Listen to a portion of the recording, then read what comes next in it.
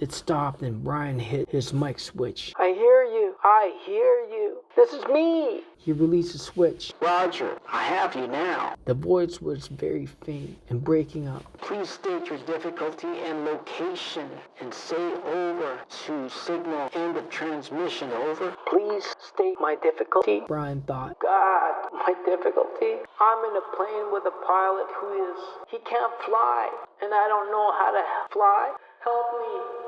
Help. He turned his mic off without ending transmission properly. There was a moment's hesitation before the answer. Your signal is breaking up and I lost most of it. Understand? Pilot, you can't fly, correct? Over? Brian could barely hear him now. Heard mostly noise and static. That's right. I can't fly. The plane is flying now, but I don't know how much longer. Over. Your location, please. Flight number, location, I don't know my flight number or location. I don't know anything. I told you that. Over. He waited now. Waited, but there was nothing. Once, for a second, he thought he heard a break in the noise. Some part of a word, but it could have been static. 2, 3 minutes, 10 minutes. The plane roared and Brian listened, but no one. He heard nobody. Then he hit the switch again. I do not know the flight number. My name is Brian Robinson, and we left Hampton, New York, headed for the Canadian oil fields to visit my father, and I do not know how to fly an airplane, and the pilot... He let go of the mic. His voice was starting to rattle, felt as if he might start screaming at any second. He took a deep breath. If there is anybody listening who can help me fly a plane, please answer. Again, he released the mic, but he heard nothing but the hissing of noise in the headset. After an hour of listening and repeating the cry for help, he tore the headset off in frustration and threw it on the floor. It all seemed so helpless. Even if he got somebody, what could anybody do? Tell him to be careful. Also so helpless. He tried to figure out the dials again. He thought he might know which was speed. It was a lighted number that read 160, but he did not know if that was actual miles an hour or kilometers, or if it just meant how fast the plane was moving through the air and not over the ground. He knew airspeed was different from the ground speed, but not by how much. Parts of books he'd been reading about flying came to him, how wings worked, how the propeller pulled the plane through the sky. Simple things that wouldn't help him now. Nothing could help him now. An hour passed. He picked up the headset and tried again. He knew in the end all he had, but there was no answer. He felt like a prisoner, kept in a small cell that was hurtling through the sky, and what he thought to be 160 miles an hour, headed. He did not know where. Just headed somewhere until there it was. Until what? Until he ran out of fuel? When the plane ran out of fuel, it would go down, period. Or he could pull the throttle out and make it go down now. He had seen the pilot push the throttle in to increase the speed. If he pulled the throttle back out, the engine would slow down and the plane would go down. Those were his choices. He could wait for the plane to run out of gas and fall, or he could push the throttle in and make it happen sooner. If he waited for the plane to run out of fuel, he would go farther.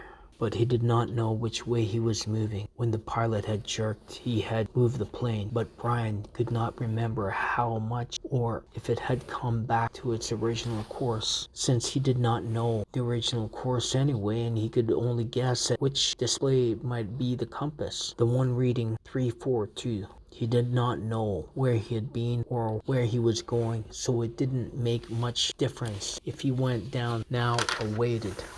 Everything in him rebelled against stopping the engine and falling now. He had a vague feeling that he was wrong to keep heading as the plane was heading, a feeling that might be going off in the wrong direction, and he could not bring himself to stop the engine and fall. Now he was safe, or safer than if he went down. The plane was flying.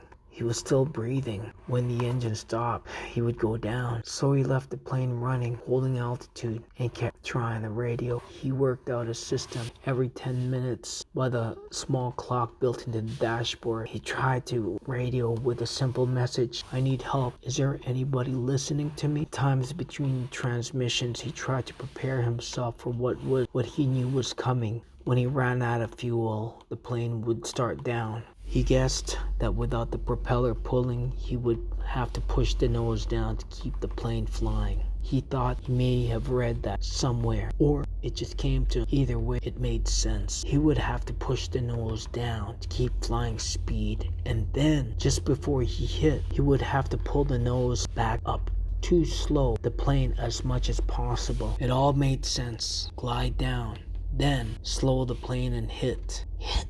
He would have to find a clearing as he went down. The problem with that was that he hadn't seen one clearing since he'd started flying over the forest. Some swamps, but they had trees scattered through them. No roads, no trails, no clearings, just the lakes. And it came to him that he would have to use the lake for landing. If he went down into the trees, he was certain to die. The trees would tear the plane into pieces as it went into them.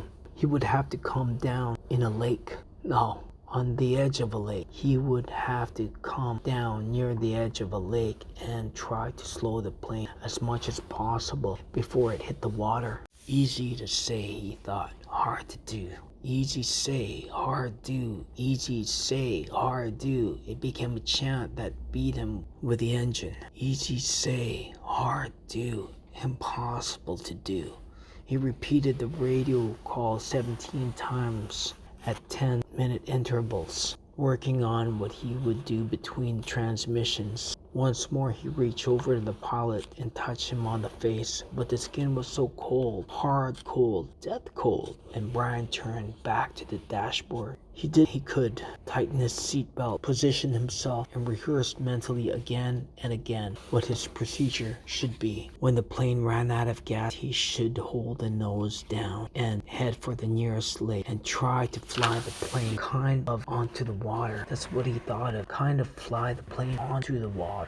And just before it hit, he should pull back on the wheel and slow the plane to reduce the impact. Over and over, his mind ran the picture of how it would go. The plane running out of gas, flying the plane onto the water, the crash. From pictures he'd seen on television, he tried to visualize it. He tried to be ready. But between 17 and 18 radio transmissions, without a warning, the engine coughed, roared violently for a second, and died. There was a sudden silence, cut only by the sound of wind milling propeller and the wind past the cockpit. Brian pushed the nose of the plane down and threw up.